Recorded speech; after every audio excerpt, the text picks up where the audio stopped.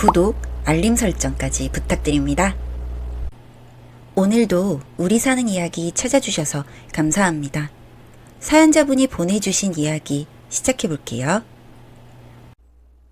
안녕하세요. 저는 결혼 10년차 애엄마입니다. 제가 스스로를 애엄마라고 소개할 만큼 저는 지난 10년간 그저 애엄마로, 아내로, 며느리로서 살며 제 자존감은 바닥이 되었습니다. 물론 처음부터 이랬던 건 아니었습니다. 저도 다른 아가씨들처럼 결혼 전에는 예쁘게 꾸미기 좋아하고 다이어트도 하며 자기관리도 틈틈이 자기 개발도 하며 나름 발전하려고 노력하며 자존감도 높았습니다.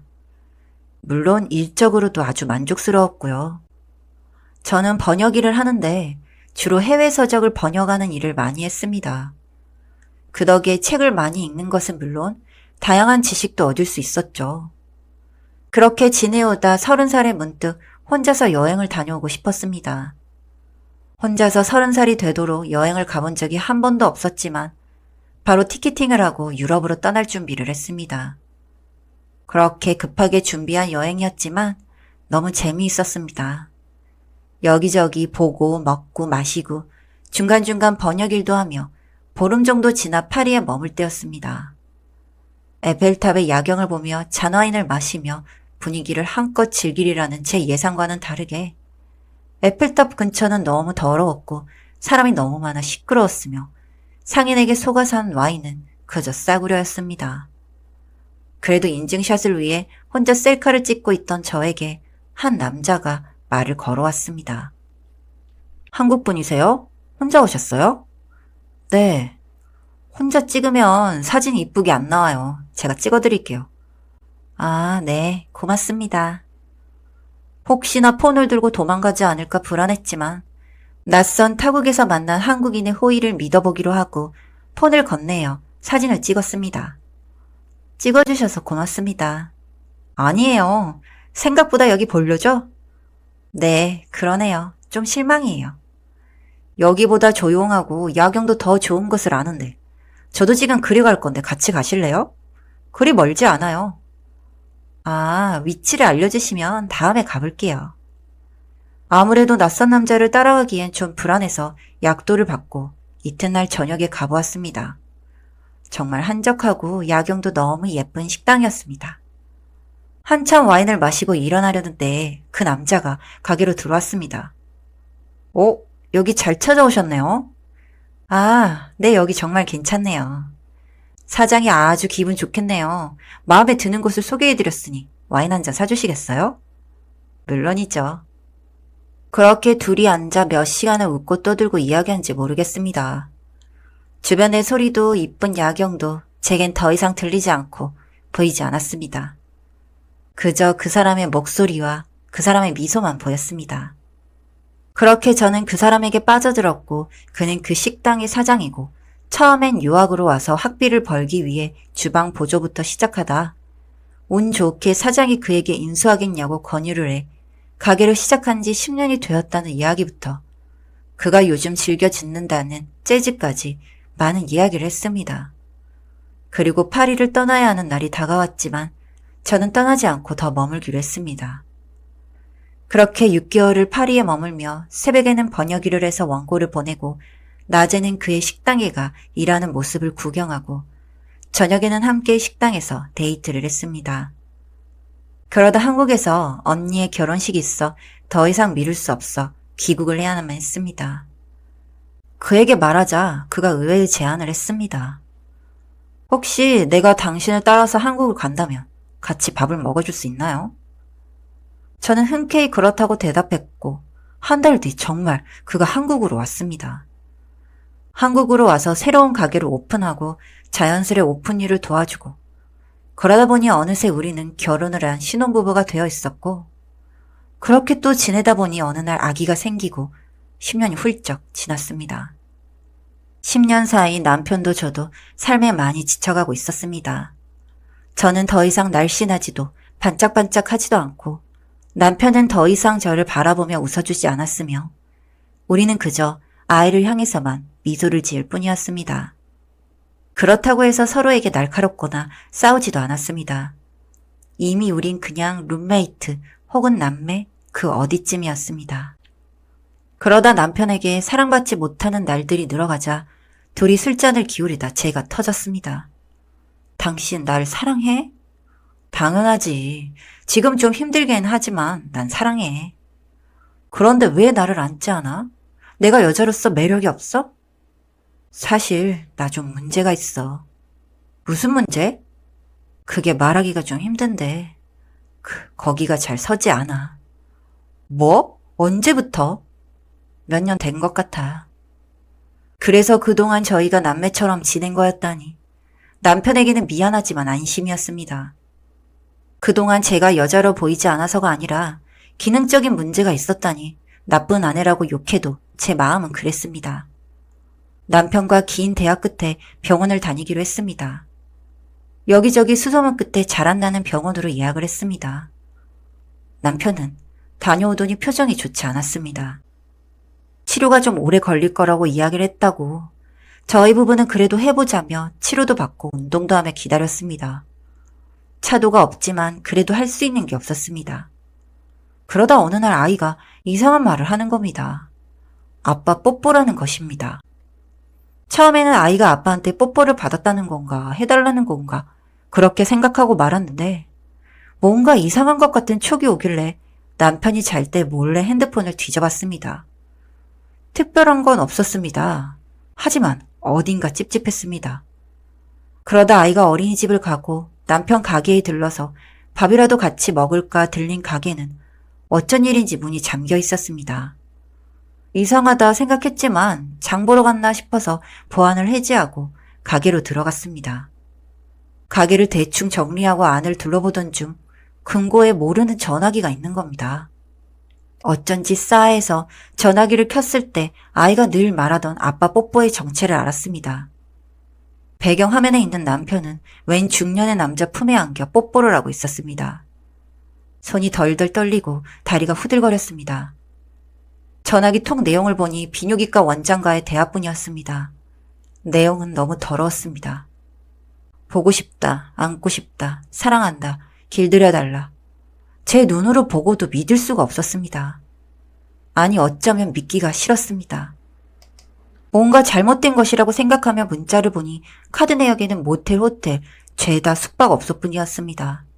심지어 문자에 찍힌 카드사는 저희가 사용한 적이 한 번도 없는 회사였습니다. 순간 정신이 번쩍 들어 다급하게 문자와 톡 앨범을 사진으로 찍었습니다. 그리고 도망치듯 나와 정처 없이 걸었습니다. 어떤 상황인지 어떻게 해야 할지 아무런 생각이 들지 않고 눈물만 나왔습니다. 제가 뭔가 오해를 한 것인지 아니면 정말 둘이 생각하기도 싫네요. 우선은 조금 더 고민해보기로 했습니다. 집에서는 여전히 자상한 아이 아빠였습니다. 남편에게 슬며시 병원을 잘 다니고 있느냐고 떠보았습니다. 요즘 병원은 잘 다니고 있어? 좀 어때? 치료는 열심히 받고 있는데 좀 걸리네. 미안해. 아니야. 그런데 당신 약은 먹지 않네? 보통 약물 치료도 병행하고 그러지 않아? 나는 약물은 먹지 않기로 하고 시술 정도만 하고 있어. 시술? 어떤 거? 그냥 설명하기 좀 그래. 미안하지만 더 이상 물어보진 않았으면 좋겠어. 말을 회피하는 남편의 모습은 어딘가 모르게 낯설었습니다. 어쩐지 그 모습이 꼭 나를 처음 만났을 때처럼 수줍어 보이기까지 했습니다. 그냥 이건 저의 촉으로 남편이 정말 남자와 바람을 피고 있을지 모른다고 생각했습니다. 그렇게 생각이 들자 갑자기 붕붕 뜨던 제 마음과 머릿속이 차분해지면서 정리가 됐습니다. 이건 남자건 여자건 떠나서 바람이다. 그리고 이 남자를 아이 아빠로 둘 수 없다. 당장 변호사부터 찾아갔습니다. 변호사는 너무도 놀랍게도 가끔 이런 의뢰인이 있다는 것이었습니다. 우선 증거를 모으는 것이 가장 중요하니 항상 녹취를 하라는 것이었습니다. 본인의 목소리가 들어가 있으며 증거로 사용될 수 있다고요. 그래서 볼펜 모양의 녹음기를 항상 가지고 다녔습니다.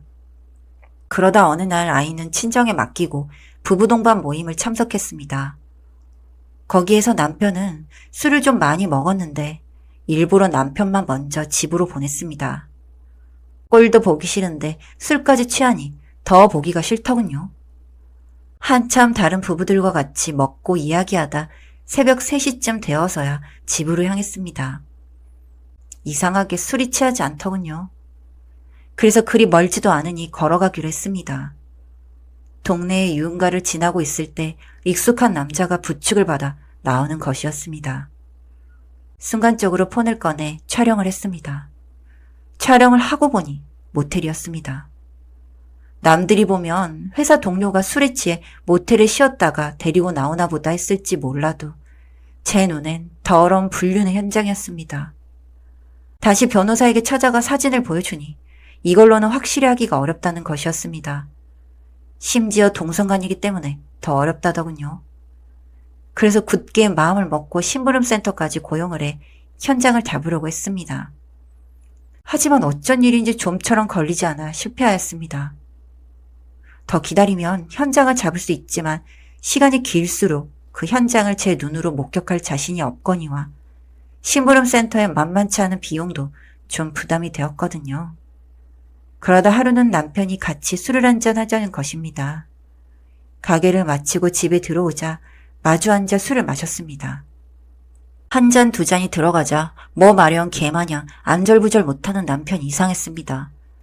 그러다 남편이 갑자기 글라스로 소주를 원샷을 하더니 할 말 있어. 이야기해. 우리 이혼해. 갑자기 무슨 소리야?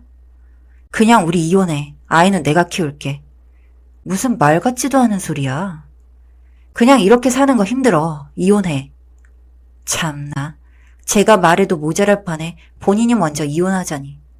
그리고 저는 이렇게 순순히 이혼을 할 생각은 추호도 없었습니다. 그 남자 때문이야? 엄청 놀라는 표정이었습니다. 내가 모를 줄 알았어? 언제 알았어? 한참 되었어. 당신 가게에 핸드폰도 봤어. 사실을 듣고 보니 더 기가 막혔습니다. 남편의 입에서 쏟아져 나오는 말들은 정말 기가 막혔습니다. 처음에는 정말 치료차 방문을 했는데 그놈이 마사지가 효능이 있다며 병원에서 마사지를 해준다며 성추행을 했는데 이상하게 발기가 됐다는 겁니다. 그리고는 기분이 나빠 가지 않았는데 이상하게 자꾸만 생각이 나서 다시 가고 하다 보니 지금까지 왔다는 겁니다. 주로 병원에서만 서로 만나다가 밖에서 보고 그러다 보니 그 사람을 좋아하는 걸 알았다는 겁니다. 너무 황당해서 저게 지금 입으로 뱉는 말인지 방구인지 기가 찼습니다. 그럼 나랑 왜 결혼했어? 나랑 아이 가진 건 뭐고? 아니야. 정말 사랑했고 예전엔 이러지 않았는데 나도 뭐가 뭔지 잘 모르겠어. 그래서 당신 지금 내 앞에서 다른 남자가 좋으니 이혼하자는 거야? 미안해. 나도 납득이 안 가지만 설명이 안 되는데 결론은 그런 것 같네. 당장 아이지만 간단히 챙겨서 친정으로 도망치듯 집을 나왔습니다. 변호사를 다음날 찾아가서 녹취록을 들려주니 이제 된 것 같다며 준비하겠다고 했습니다. 저는 솔직히 사기를 당한 기분입니다. 양성애자라니요? 헐리우드도 아니고 대한민국에서 심지어 하필 나에게. 현재는 이혼을 진행 중이며 동성을 성추행하고 꼬여내 이혼까지 하게 만든 의사를 고소하여 같이 진행 중입니다.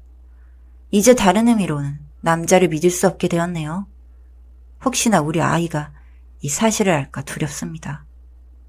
저만큼 기가 막힌 일을 당한 분들이 계실까요? 사연은 여기까지였고요. 우리 사는 이야기 시청해주셔서 감사합니다.